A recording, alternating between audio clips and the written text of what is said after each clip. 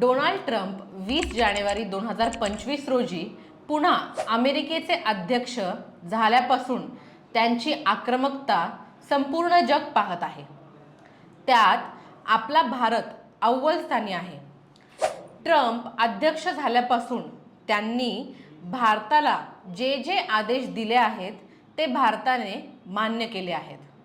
आपली भूमिका बदलून सातत्याने ट्रम्पच्या दबावामुळे भारत निमूटपणे सर्व गोष्टी मान्य करत आहे, अशी चर्चा जगभर रंगली आहे। या सगळ्या गोष्टी काय आहेत? भारत ट्रम्प सरकारच्या दबावाखाली आलं आहे का? सगळं काही जाणून घेऊया आजच्या या व्हिडिओमधून। नमस्कार, मी अनुष्का आणि तुम्ही पाहताय दैनिक राज्य लोकतंत्र। आता डोनाल्ड ट्रम्प पुन्हा अमेरिकेच्या अध्यक्षांच्या खुर्चीवर स्थानापन्न झाल्यापासून त्यांनी अनेक आक्रमक निर्णय घेतल्याचं दिसून येत आहे। ट्रम्प यांनी ब्रिक्स देशाच्या संघटनेला पहिला इशारा दिला होता की डॉलरला पर्याय म्हणून दुसरे किंवा स्वदेशी चलन वापरण्याचा प्रयत्न झाला तर त्या देशांवर जबरी आयात कर लावला जाईल।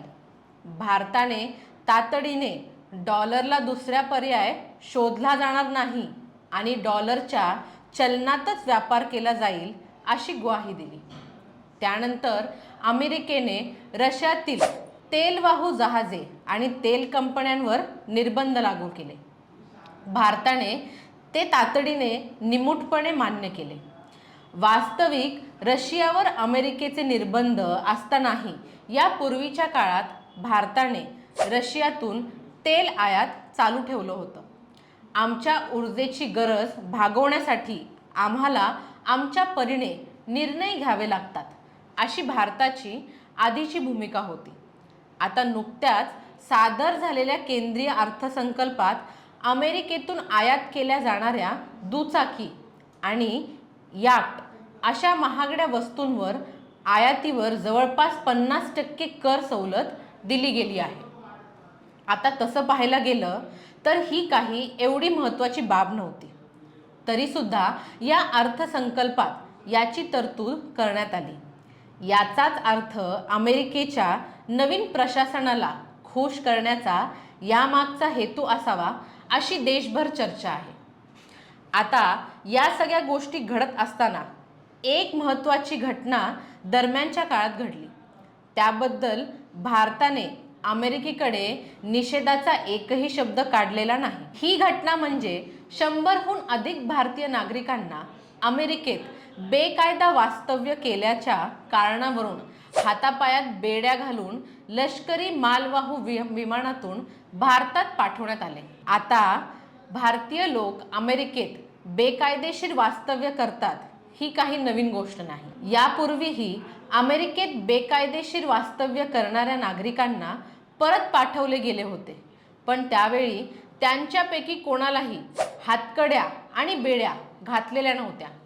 संपूर्ण देशात याविषयी तीव्र प्रतिक्रिया उमटली आहे, पण भारत सरकारने मात्र या निर्णयावरून अमेरिकेच्या विरोधात निषेधाचा कोणताही शब्द काढलेला नाही। उलट अमेरिकेने त्यांच्या देशातील कायद्यानुसार ही कारवाई केली आहे।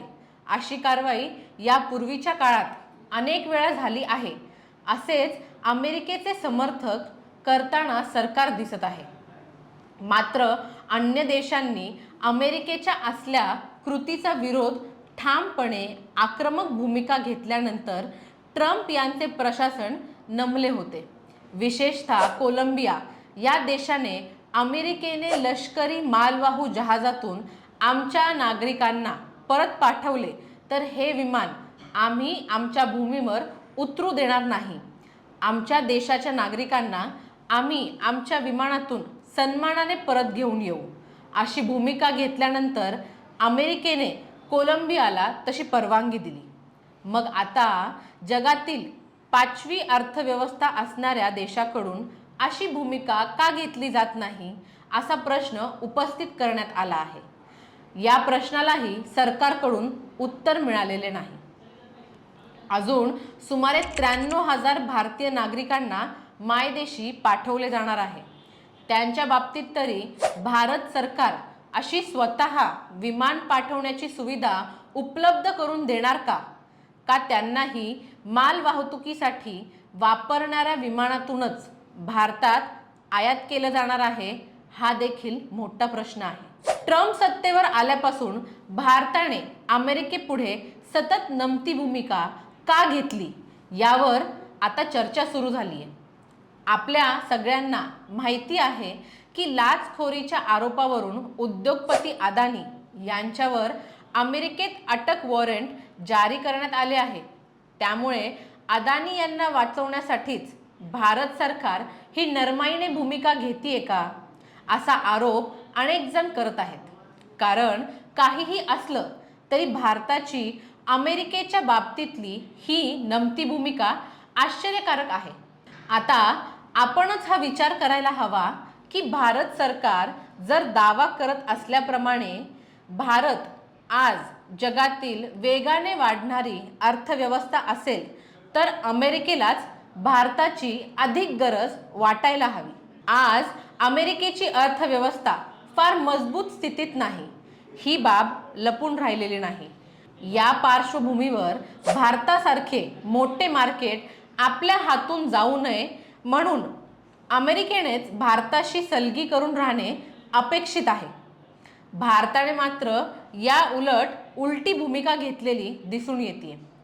ट्रम्प प्रशासन पहिल्या दिवसापासूनच भारताच्या बाबतीत आक्रमक भूमिका घेताना दिसतंय। 20 जानेवारी 2025 रोजी ट्रम्प यांचा शपथविधी पार पडला होता। पन्नू नावाच्या एका खलिस्तानवादी नेत्याला ट्रम्प यांनी त्यांच्या शपथविधीचे निमंत्रण दिले होतं। या शपथविधीच्या कार्यक्रमाला पन्नू उपस्थितही होता आणि त्यांनी तेथे खलिस्तान जिंदाबादच्या घोषणा दिल्या होत्या।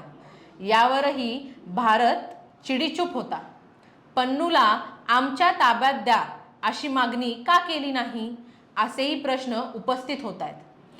पण भारत सरकारने त्यावरून निषेधाचा एकही शब्द काढलेला नाही। ट्रम्प सत्तेवर आल्यानंतर त्यांच्या पुढे अशी शरणागत भूमिका भारताने घेतलेली दिसून येते।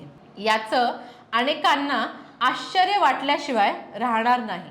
आता सगळ्या गोष्टी घडत असताना नरेंद्र मोदी आज म्हणजेच 13 फेब्रुवारी रोजी ट्रम्प यांची व्हाईट हाऊस या ठिकाणी भेट घेणार आहे। या भेटीत नेमकं काय होणार आहे हे पाहणं महत्त्वाचं ठरणार आहे।